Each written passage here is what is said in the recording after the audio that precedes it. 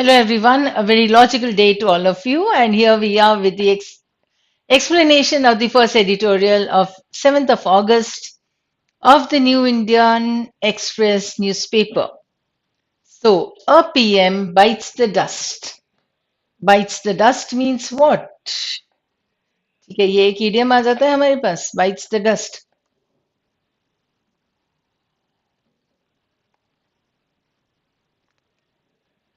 So let's see the reading part. Here we have.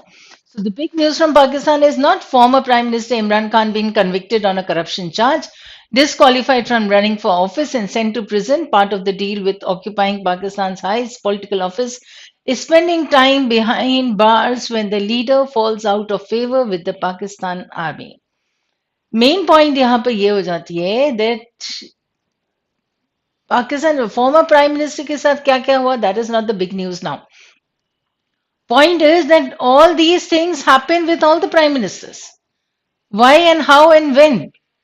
When the leader falls out of favor with the Pakistan army, तब ये सब होता है. Now the lucky ones come out alive and some even return to office. Zulfikar Ali Bhutto, a popular and populist leader, was ousted in a coup in 1977 and executed after imprisonment. His daughter Benazir, who also served as PM, was convicted of corruption and exiled. When she returned to Pakistan in 2007 to contest elections, she was assassinated during the campaign. Prime Minister Nawaz Sharif, ousted in a coup and jailed by General Musharraf in 1999, re-elected with a huge mandate in 2013, was dismissed on flimsy charges by a military judicial coup in 2017, barred from contesting elections, sentenced to 10 years in prison. He managed to get a reprieve on health grounds and has stayed in London since 2019. I read it all in a flow because now, if you apply prep, you'll understand that this major part of the passage of the paragraph is only examples. But all these examples are proving what? That when the leader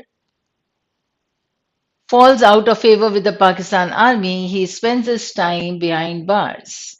ये रहा author का main point, right? ये रहा, बाकी सब तो examples थे. Now, on the face of it, then we are back to the same old cycle in Pakistan's politics, where the army leadership once again prevents an elected prime minister from completing a full term in office and locks him up. Now, the same thing has happened here, but not so fast though. Unlike his predecessors, Imran Khan has refused to bow to the army diktat and challenged the military leadership boldly ever since he lost majority in the National Assembly. Now, this is how he has acted. So he was not similar to what the other people did. He was dissimilar thing, right? Now he mobilized the street in massive rallies and dared the army to get him. His arrest in May was followed by major rioting that targeted some army establishments. Army Chief General Asim Munir seized the opportunity to crack down hard on the protesters, muzzle the media, and organize defections by leading members of Imran Khan's party. Pakistan Tehreek-e-Insaf, yet the temptation to frame Imran Khan's arrest as a crisis of democracy and as an example of the brazen, straightforward, blunt military interference in politics must be resisted. जितना भी कुछ दिखता है, लेकिन अगर इमरान खान पे ये आता है कि इसने डेमोक्रेसी की क्राइसिस की वजह से ऐसा हुआ and they are framing Imran Khan arrest as so, no, we should not, or rather we should resist from doing this or thinking this. There was never much democracy in Pakistan already, and the army's domination over politics has only grown in recent years. तो democracy तो थी नहीं, Pakistan military के हिसाब से चल रहे थे और ये धीरे धीरे बढ़ते गए. So what the major part of the paragraph is giving you that how did Imran Khan take it in stride when, or what he did when the military went against him, right? So this part becomes the main point of the temptation to frame Imran Khan's arrest as a crisis of democracy and as an example of the brazen military interference must be resisted. Why? Because it was never, Pakistan was never so democratic a country as it should be, and the army was always dominating it. It is important to recall that the army ousted Nawaz Sharif in 2017 as part of a project to install Imran Khan in power and run a hybrid civilian military government. The army rigged the 2018 general elections to favor Imran, and when that was not enough, brought additional members to PTI and constructed a majority for him in the National Assembly. That means what? That they acted. How the military is helping. It helped Imran first, right? Now, during his tenure, तो पहले तो उन्होंने elections में favour किया फिर during his tenure Imran Khan showed little respect for democracy, targeted the media, opposition leaders and tanked the economy with populist measures. ये सब इमरान ने किया, right? What did he do? Imran Khan. His problem with the army was not based on any principle, but on his claim for the army's unquestioning support for his rule. Unquestioning support मतलब मैं जो भी करूंगा army मेरा साथ देगी, ये वो चाहते थे. The real news from Pakistan then is about General Muni's consolidation of power.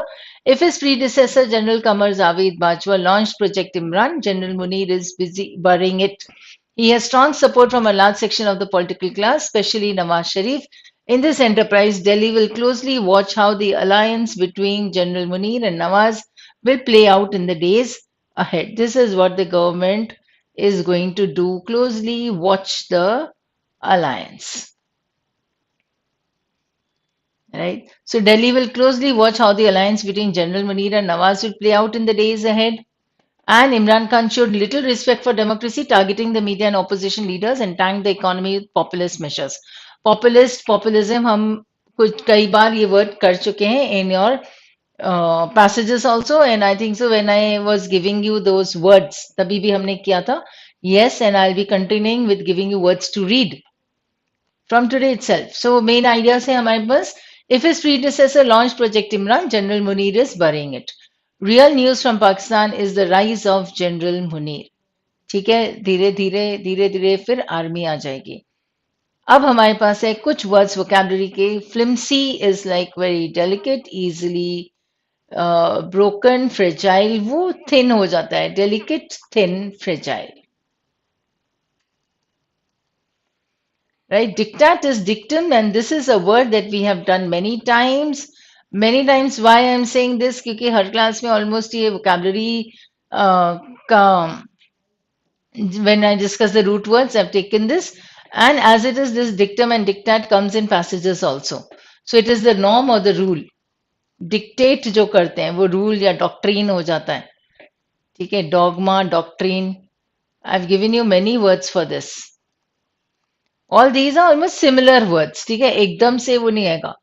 Ousted is like thrown out of the government हो सकता है, out कर सकते हैं, right?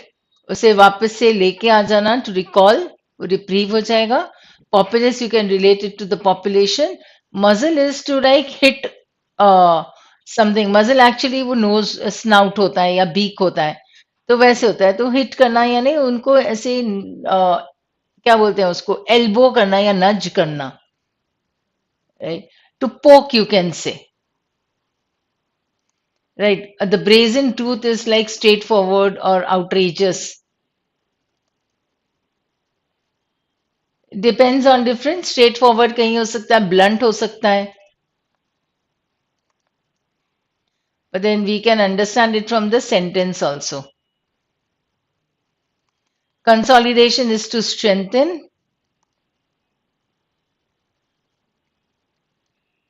And military judicial coup is something that you have to read today. Right? A coup you can understand. Military coup का मतलब होता है कि वो उनके against चले जाते हैं, just right, to dethrone somebody, that is a coup, related to military only. Unsettle the government, पूरी government जो है उसको हटा देते हैं और खुद रूल करना शुरू कर देते हैं. So that is one thing that you have to read, though I have not numbered it. पर रीडिंग में हमारे पास 36 में है. एक बनाना रिपब्लिक पढ़ सकते हो और एक मिलिट्री कू है जो मैंने अभी तुम्हें कहा था. 36 और 37 दो वर्ड्स हैं that you have to read now. So kindly start reading again. I've continued the numbering from the previous month. So that's all for today, and thank you, and have a very logical day and a week ahead.